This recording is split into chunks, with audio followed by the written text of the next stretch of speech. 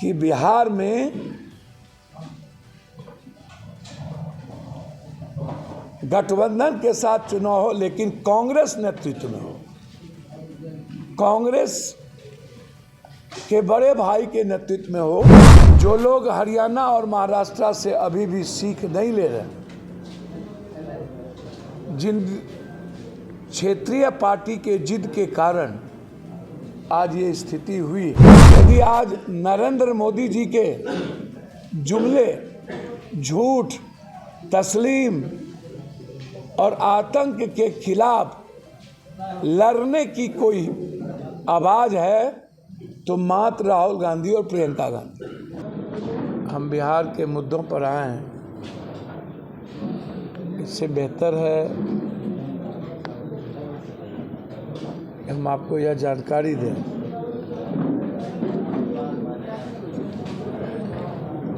पूर्णिया के लिए सबसे बड़ा शांत करवा दें।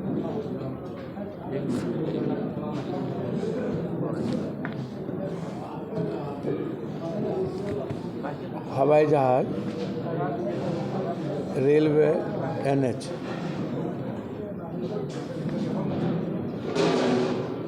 मैं पहले भी कह चुका हूँ, मेरे लिए विकास मुद्दा है।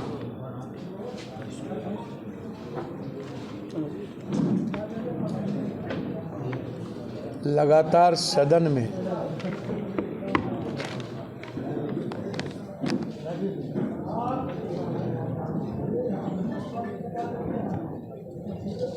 लगातार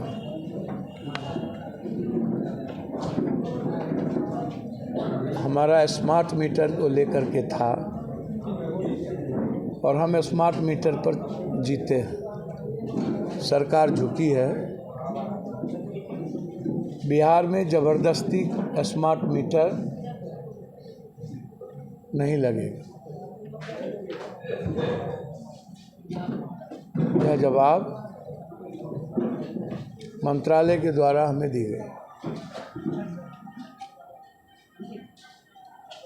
ये हमारे लिए पूरे बिहार का मुद्दा था।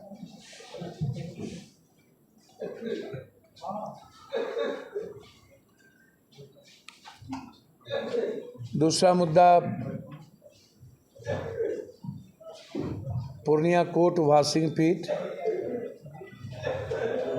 पूर्णिया जंक्शन, जलालगढ़, अररिया अमृत योजना के तहत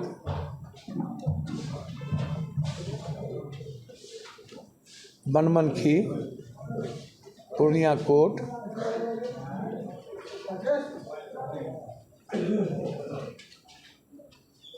मुरलीगंज अमृत योजना के तहत इस रेलवे का नवीनीकरण हो,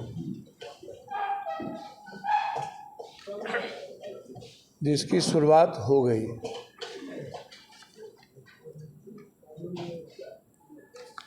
हमारा सपना है कोसी सीमांचल में एक DRM कार्यालय, इधर कटिहार, उधर सहरसा।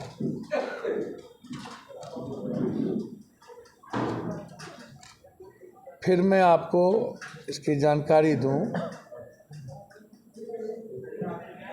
कि 4 NH के प्रपोजल बनाने का काम शुरुआत कर दिया गया। बनमनखी से जलालगढ़ होते हुए, अमौर होते हुए सीधा बंगाल, कुर्सेला से पोठिया, फलका, सरसी, रानीगंज होते हुए जोगबनी NH,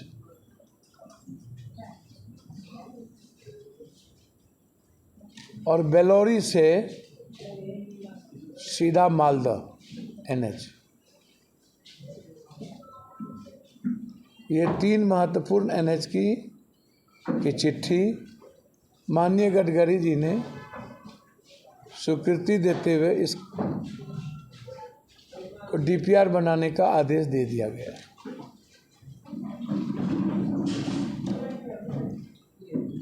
रेलवे में मेरी पहली प्राथमिकता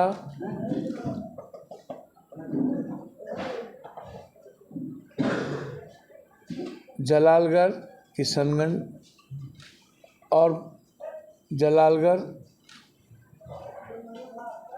बनमनखी, कुर्सेला बिहारीगढ़, ये 2 परियोजना हमारी सबसे महत्वपूर्ण है। जलालगढ़ के कार्य शुरू हो गए, जमीन नापी का कार्य भी शुरू हो गया। कुर्सेला के जमीन नापी का कार्य पहले ही शुरू हो गई थी। तो मैं लगातार और मैं कुछ लोगों को जानकारी बता देना चाहता हूं कि हर परिस्थिति में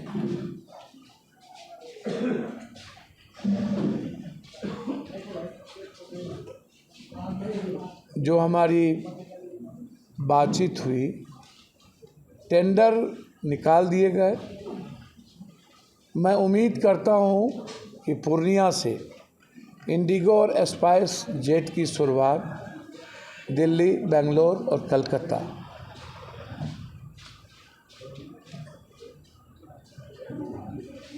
और हम लगे हुए हैं कि यहाँ से बम्बई की भी शुरुआत एक साथ। अभी तत्काल दिल्ली, बम्बई, कलकत्ता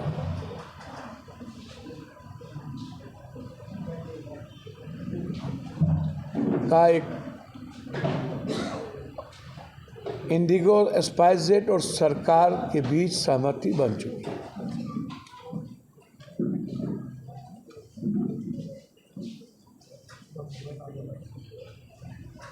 चौदह मकर संक्रांति के बाद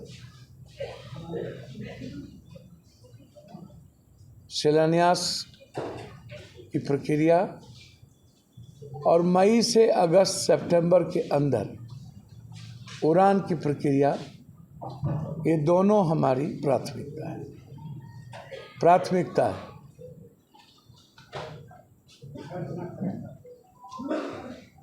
एक नेशनल पॉलिटिक्स पे बात करना चाहूँ।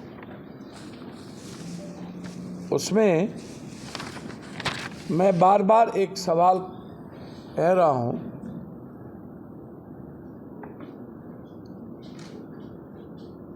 कि आने वाले 2025 का चुनाव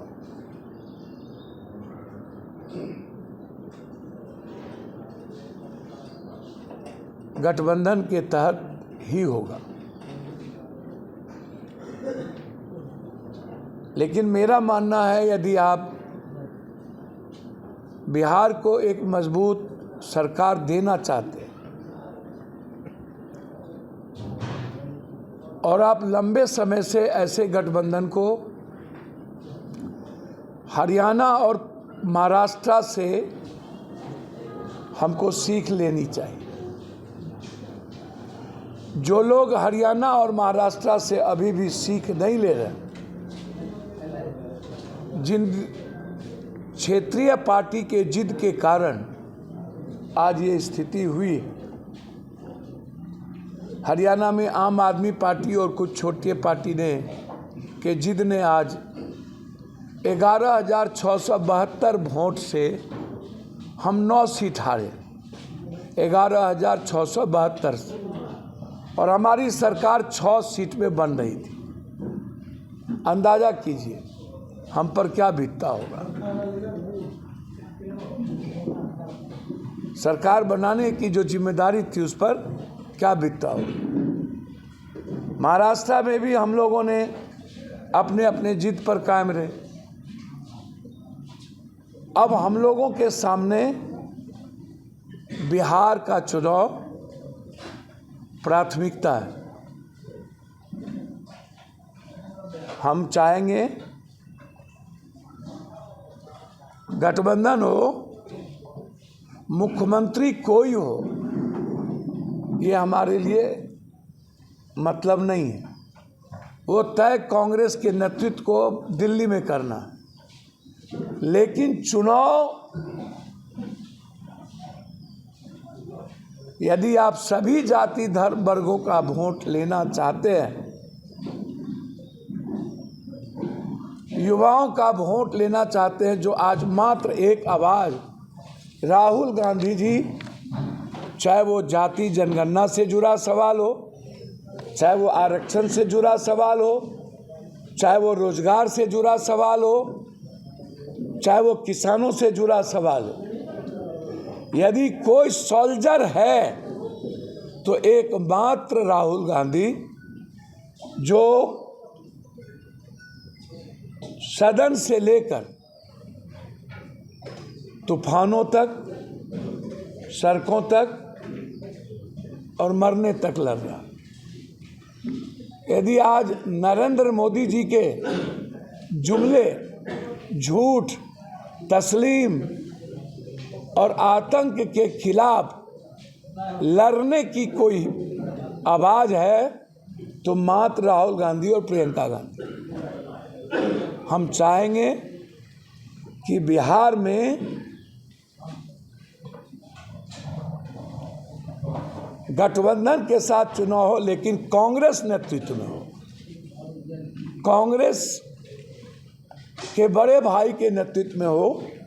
गठबंधन के बाद जिन्हें मुख्यमंत्री बनना हो वो बने, लेकिन चुनाव हम राहुल गांधी और प्रियंका गांधी के नेतृत्व में ही लड़ें। ये मेरा व्यक्तिगत मानना है। लेकिन अभी तो राजद के नेतृत्व में चुनाव लड़ी जा रही है। फिर मेरी बात खत्म होने दीजिए, पेशेंस रखिए ना। पेशेंस लूज क्यों करते हैं? मैंने कहा कि कांग्रेस 15 जनवरी के बाद बिहार में अपने संगठन पर ध्यान देगी। हम पूरे बिहार में अपने संगठन को कांग्रेस मजबूत करेगी और हर पार्टी को अपने संगठन को मजबूत करने की प्राथमिकता होती है। हर क्षेत्रीय पार्टी भी अपने संगठन को मजबूत करेंगी और नेशनल पार्टी भी करेंगी। बीजेपी भी करती है, उनकी अलायंस भी करती है।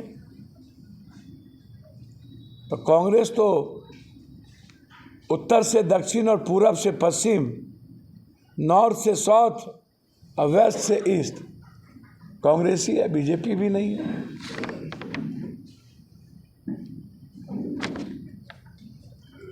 मेरा मानना है यदि हम लोग सरकार में हिस्सेदार हुए और हम सरकार बनाने में कांग्रेस नेतृत्व में कायम रहे, तो जो राहुल गांधी जी की सबसे पहली प्राथमिकता छात्र छात्रों पर जो बिहार में और देश में जुल्म हो रहे हैं, जिसको लगातार पप्पू यादव सदन में कल भी उठाए मामले, यूपीएससी, बीपीएससी, एसएससी के पेपर का लीक, ये और नालंदा एक शहर जालिम और जुल्म का केंद्र बिंदु बन गया। जितने पेपर लीक आउट हो रहे हैं उसमें नालंदा केंद्र बिंदु। नालंदा परसों का भी एग्जामिनेशन में ताला लगा दिया गया, भीतर में बच्चों को क्वेश्चन पेपर नहीं दिए गए। जिन्हें माफिया ने सेंटर बेचा, जिस टीचर की भूमिका लगाई, उसी को आंसर लिखाया गया। हमारे प्रतिभावान बच्चे वंचित रह गए। लगातार पेपर लीक और बच्चों पर जुल्म। मेरा मानना है सबसे पहला निर्णय एग्जामिनेशन को पारदर्शी करना, ट्रांसपेरेंट करना, सीसीटीवी के तहत होना और उस सीसीटीवी का पूरा कैमरा और टीवी बाहर भी उसके गार्जियन को दिखाना। 1 महीने के अंदर एग्जाम एग्ज़ाम के 1 महीने के बाद रिजल्ट और तीसरे महीना ज्वाइनिंग। 3 महीना के अंदर एग्ज़ाम के प्रक्रिया से ज्वाइनिंग। कोई पेपर लीक आउट नहीं होगा। एक बड़ी कमेटी होगी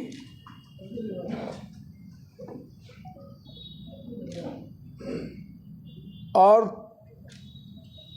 पेपर मुक्त बिहार होगा। नियोजित और संविदा को 6 महीने के अंदर कोई भी एग्जामिनेशन नियोजित और संविदा पे नहीं होगा, के लिए नहीं होगा हर कीमत। ये लगातार सदन में हम लोग इस मामले को उठा। तीसरा,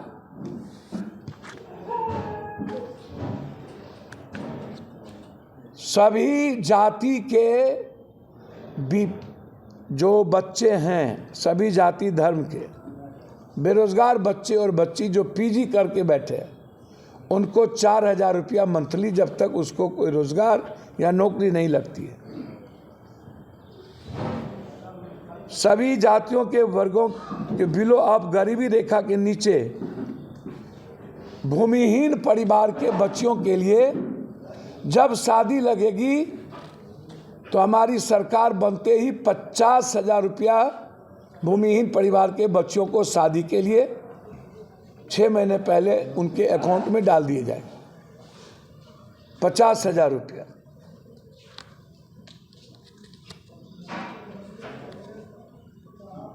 ब्लॉक और डिस्ट्रिक्ट कार्यालय से 3 महीने के अंदर 0 टॉलरेंस भ्रष्टाचार और 3 महीने के अंदर जमाबंदी की नोटेशन का कागज जमा होते ही तीसरे महीना जमाबंदी कर पारदर्शिता के साथ पहुंचा देना।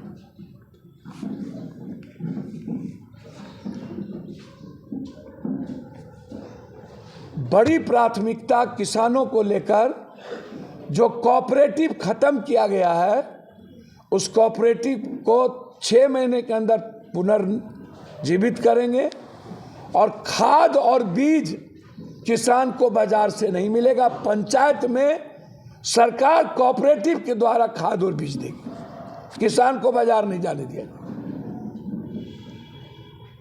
और सरकारी रेट पर खाद और बीज मिलेंगे। किसी कीमत पर किसान खाद बीज के लिए बाजार नहीं जाएगा। एमएसपी 6 महीने के अंदर लागू होगी। बाजार समिति जो बंद हो गया है उसको भी 6 महीने के अंदर हम लोग हर कीमत पर लागू करेंगे।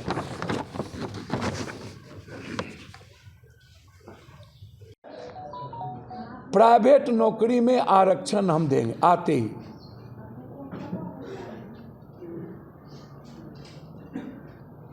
और सभी तरह के ठेकेदारी में 40% बेरोजगार यूथ को 10 लाख के कामों को आरक्षित करेंगे।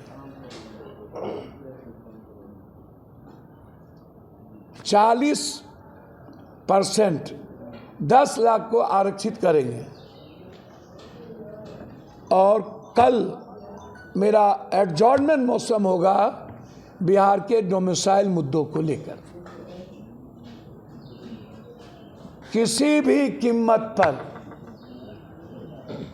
80% बिहारी को नौकरी देना ही पड़ेगा। 20% हम दूसरे प्रदेश को रखेंगे। कोई समझौता अब रोजगार के सवाल पर बिहारी से नहीं होगा। यदि सभी प्रदेश को यह राइट है डोमिसाइल मुद्दा लागू कर अपने प्रदेश के बच्चों की हिफाजत करना, तो पहला दायित्व है पप्पू यादव का डोमिसाइल मुद्दे को लागू करवाना। धन्यवाद। उड़ीसा के तर्ज पर 1 बीघा से नीचे कट्ठे में जिसको जमीन है उस बीपीएल परिवार को 1 महीने का राशन, दाल, आटा, चावल, रिफाइन और जलावन 31-30 तारीख को उसके घर पहुंच जाए। जैसे उड़ीसा में जब तक बीजू दादा और नवीन पटनायक जी रहे 30 तारीख को राशन पहुंच जाता था, बिहार में भी हर परिवार को राशन पहुंच जाएगा। छात्रवृत्ति जो बंद हो गई है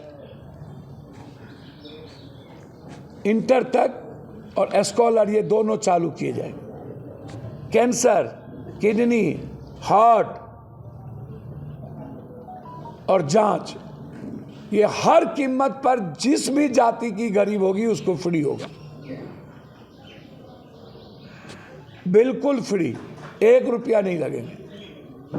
हर पंचायत में एक एम्बुलेंस सरकार की तरफ से। सबसे महत्वपूर्ण, पंचायत में युवाओं के लिए खेल प्राधिकरण के तहत सरकार की तरफ से सभी तरह के व्यवस्था और पुस्तकालय की व्यवस्था, चाहे वो कुश्ती हो, चाहे वॉलीबॉल हो, चाहे फुटबॉल हो, चाहे क्रिकेट हो, या हम लोगों ने बेरोजगारी भत्ता जो सबसे महत्वपूर्ण है, पीजी करने वाले बच्चे और बच्चियों को जब तक हम नौकरी नहीं देंगे तब तक 4 से 6 हज़ार रुपया और हर महीने 1 बीघा से नीचे बिलो ऑफ पॉवर्टी लाइन को राशन हर कीमत पर। बेटियों की शादी के लिए 50,000 रुपया, जो बिल्कुल भूमिहीन है, रिक्शा वाला, टमटम वाला, ठेला वाला भी उसमें आएगा। फिर मैं कह रहा हूँ, रिक्शा वाला, टमटम वाला, ठेला वाले भी उसमें आएगा। और फिर नियोजित और संविदा नहीं होगा। अंत में जो सबसे बड़ा मुद्दा है होगा कि पहली बार इतने बड़े स्मैक के खेप पूर्णिया में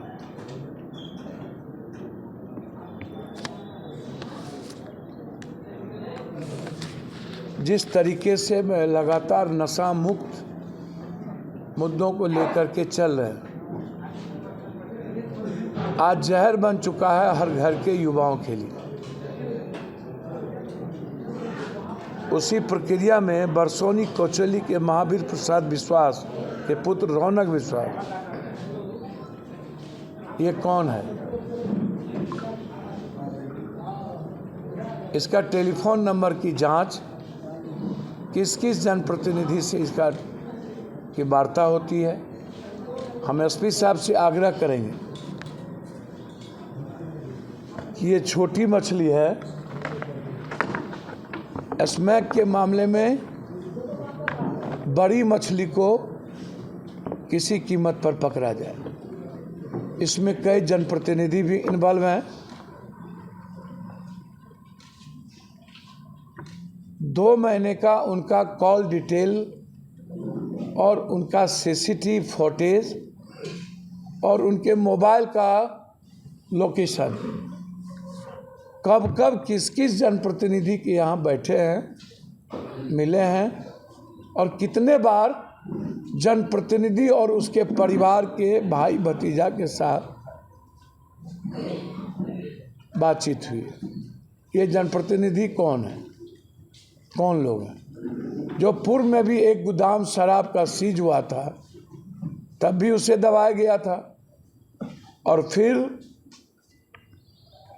जो भी जनप्रतिनिधि हो, वह छोटा हो बड़ा हो, लेकिन रौनक विश्वास छोटी मछली है, बड़ी मछली इसके पीछे पदाधिकारी भी हैं और जनप्रतिनिधि भी। हम मांग करेंगे कि रौनक विश्वास के कॉल डिटेल को एसपी साहब सामने लाए, जनता के बीच लाए क्योंकि यह जहर